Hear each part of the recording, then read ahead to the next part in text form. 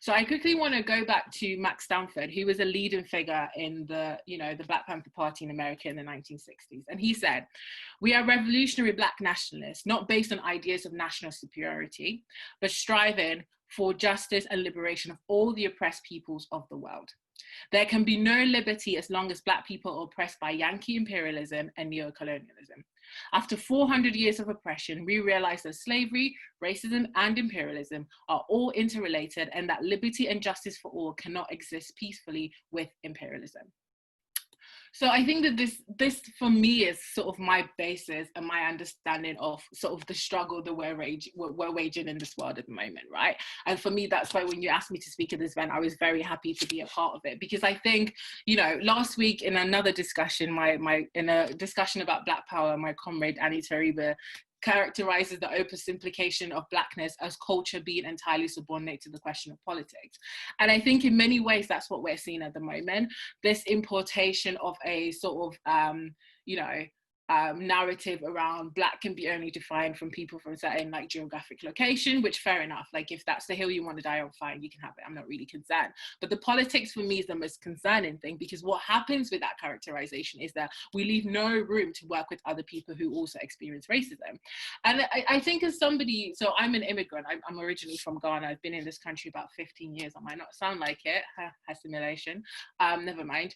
But I think that my perspective comes from being uprooted from a country where perhaps everybody sort of looked like me, right? I moved to Barnsley in South Yorkshire. I'm pretty sure some people have heard of it, but it's very white. And having to sort of experience racism, and then eventually getting involved in the Black Students campaign, and just feeling sort of empowered to challenge that, but also understanding that it wasn't just about me and people who looked like me, because there were other people, although it might be different, there were other people also experiencing this racism that I was experiencing, and that actually fundamentally and scientifically it made sense, and it was a correct position to work in alliance with those groups in order to challenge racism. So for me, I find it really difficult, because this sort of discourse rears its head on Twitter every other week. It's something that you're having to do every other week. And I think that when I read and I have conversations with people, I think people are sort of misgiven that separating us from other people of color or Black people who experience racism will equate to more focus on us, right? The people of African and Caribbean descent, right? Because this argument that there's a racial hierarchy, and perhaps, but people really assert this, that we're on the bottom of the bottom. But when you look at the recent ONS studies about household wealth, when you break it down, Caribbeans were higher than Africans, and in fact those at the bottom were Bangladeshis. So when you sort of take fact to people's argument, and I know that it comes from a place of feeling, people feel that they're at the bottom, but I think it's important to not let our feelings override what the material conditions are, right? That's really important. And I think there's this misgiving that if we separate ourselves from other people, there's less chance of us being outshined. And I remember last week I was talking to someone, and I said to them, people of African and Caribbean descent only make up 4% of the population compared to people of Asian descent. He was like, what? I was like, yeah, if you live in London, you'd never know. I never lived in London, so I know, And he was like, no, you're lying. I was like, look it up. He looked it up and he was like, oh, okay. And I was like, okay, so do you, and it's this idea that, we're in competition with other people, which is essentially what racism wants us to do, right? And it's trying to get people to understand that actually we're not in competition with each other, that it makes sense, and it makes, it furthers our liberation collectively by working together. And on the question of anti-Blackness, I mean, I have never organized politically with anybody who's not of African Caribbean descent who has been anti-Black. You usually would not find those people in those spaces, because it doesn't make sense that they would be in those spaces. You usually tend to find people who also understand the racism impacts their community, and they should work with others to challenge it. And on the issue of solidarity, I hear this a lot. People are like, oh, well, you're expecting us to go into solidarity with people who are anti-Black. And I'm like, well, solidarity takes work, and it's not a market exchange. You don't have to do it for somebody to give it to you. Somebody doesn't have to do it for you to give it to you. You must understand that fundamentally it's the correct thing to do politically, and that's what you work towards. And it takes work, and it takes work on both sides. And a lot of time when I hear solidarity, it's posited as, oh, well, the Asian community need to do, better and talk about us. And it's like, well, why do you think that they need to do something that you don't need to do, right? Like, why is it that it's always them and it's never us? And it's when you break it down, white supremacy has created a system that we all currently inhabit, right? And in order to keep this system going and to destroy any sort of revolt, you divide people who would naturally be allies, right? So why are certain communities, quote unquote, elevated compared to some? And those are the things people point to as, anti-Blackness in theory. And I'm like, no, actually, that's white supremacy working and working quite effectively, because it is dividing you against people that you should be working with. So, my friend said it's like, going after the woman that your husband cheated with after, instead of going after your husband, right? Yeah, anti-Blackness is bad, but you know what is worse and what will make it stop? Defeating white supremacy. And it's important to say that, no community is perfect. And again, my frustration with a lot of the discussion around anti-Blackness is that it makes it, other communities' problem. And it's like, well, intra-community prejudice exists, right? I'm not going to sit here and say people don't hold, unfavorable views of other people, but I'm like, well, so do we. Like, African Caribbean people are not perfect. Like, we hold, certain views towards other communities and certain peoples, even people, we can go down and we can say, some Africans hold some really horrific views about people from the Caribbean. I know it sounds mad, but it's true. Like, that is a thing that actually happens. And the more honest we are about that, the better it will be for our movement moving forward. And when I see today, sort of like this current moment we're in, like, mobilization, lots of young people out on the street. I mean, there's been a protest either on Saturday or Sunday in central London for weeks now, and it's categorically like young people, right? And that's so inspiring to see.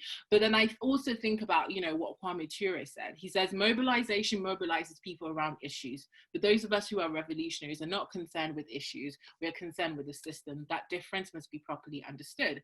And I think currently it's great that people are sort of mobilized and concerned with like racial injustice. Perhaps some people are more acutely concerned with things that quote unquote affect, the African Caribbean community, but actually it's in our interest to be understanding how the system works as a whole. Because I feel like if you don't understand the whole system works, it's easy for you to make this charge of anti-Blackness and think that that's the only thing that stops us from moving forward, right? It's easy to make those things because those are the things that perhaps you can physically see. Those are the things that sometimes I feel like is the cheaper shot, right? Like, it's the easiest thing to do, to accuse somebody else of being the reason why you can't unite, as opposed to actually challenging and fighting white supremacy, right? And I think it's really important for people to understand the history of how far we've come. It's not a thing that was invented, recently, or well, not so much recently, but it was not a thing that was invented out of nowhere. It was a scientific, political, formation in order to defeat racism and to defeat white supremacy. And in many ways, we've sort of deviated from that. And you can see that deviation has, fractures and split communities. And that's not me saying that, back in the day, everybody was great and it was all kumbaya and everybody loved everybody. No, I know that that's not true. In the same way, in the Black community, the African Caribbean community, not everyone is concerned with our collective liberation. I said this somewhere earlier, you're saying that I shouldn't unite with other people who experience racism, but for Black women, people of African Caribbean descent, who experience intimate partner violence are most likely to experience it from other Black men. So for that theory, I should not be in a Black formation with you because you're the person that are more likely to harm me, right? And if we use that argument, we can find lots and lots and lots of ways in order not to be in community with each other or be in community with other people. And I think it's really important, and we were having this discussion yesterday about, lived experience and what that means. I think people are taking lived experience as quite the literal sense. Okay, some Asian person said something really awful to me, so all Asians are anti-Black, can't work with them, can't talk to them, yada yada. And it's like, no, I understand, and I will never minimize, somebody being like hateful or horrible to somebody else, if that is what's happening. Yes, of course, you're allowed to feel upset about it. But actually, this movement, this revolution that we seek, this world-changing thing that we seek, has got to go beyond our hurt feelings. And I think that is so important. You have to go beyond how you physically feel like and think about what the wider implication is. And I just quickly want to end on Malcolm X. So in 1965, he said, At the Bandung Conference in 1955, one of the first best steps towards real independence for non-white people took place. The people of Africa, Asia, and Latin America were able to get together. They sat down, they realized that they had differences. They agreed not to place any emphasis any longer upon these differences and place emphasis upon areas where they had something in common.